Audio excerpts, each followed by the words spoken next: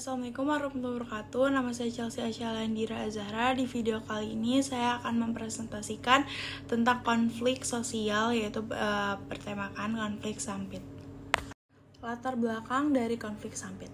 Konflik sampit yang terjadi tahun 2001 bukanlah sebuah insiden pertama yang terjadi antara suku Dayak dan Madura. Sebelumnya sudah terjadi perselisihan antara keduanya. Penduduk Madura pertama kali tiba di Kalimantan tengah tahun 1930 di bawah program transmigrasi yang dicanangkan pemerintah kolonial Belanda hingga tahun 2000.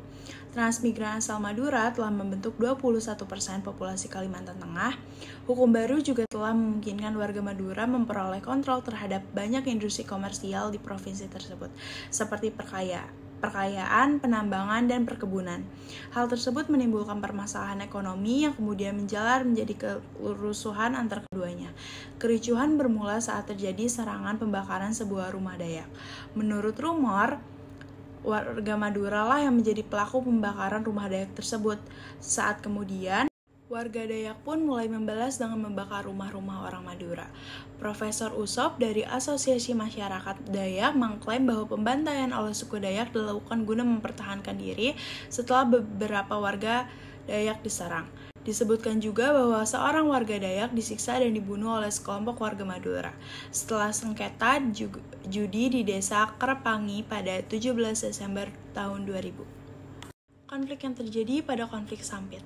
Situasi kericuhan antar suku Dayak dengan Madura diperparah dengan kebiasaan dan nilai-nilai berbeda yang dimiliki keduanya, seperti adat orang Madura yang membawa perang atau celurit kemanapun, membuat orang Dayak berpikiran bahwa tamunya ini siap untuk berkelahi. Konflik sampit sendiri diawali dengan perselisihan antara dua etnis ini sejak akhir 2000, pertengahan Desember 2000, bentrokan antar etnis Dayak dan Madura terjadi di desa Kerangpangi, membuat hubungan keduanya menjadi bersih tegang. Ketegangan semakin memuncak setelah terjadi perkelahian di sebuah tempat hiburan di desa pertambangan emas Ampalit. Seorang etnis Dayak bernama Sandong tewas akibat luka bacok yang ia dapat. Kejadian ini kemudian membuat keluarga dan tetangga Sandong merasa sangat marah. Dan damai tersebut, maka dibentuk sebuah tugu perdamaian di Sampit.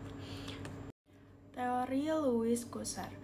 Louis Gossard berpandang bahwa konflik yang terjadi dalam masyarakat merupakan tanda-tanda adanya hubungan yang berkembang dalam masyarakat dan mendorong perubahan sehingga dapat memperkuat identitas kelompok dan menciptakan pembaharuan. Sedangkan jika tidak terjadi konflik, berarti persoalan-persoalan yang terjadi dalam masyarakat cenderung untuk dilupakan atau suatu pertanda strategi pembiaran persoalan yang kelak akan menimbulkan kekacauan dan penderitaan. Sehingga dalam hal tersebut, Louis Gossard membedakan dua tipe konflik dasar, yaitu konflik realistis dan konflik non-realistis.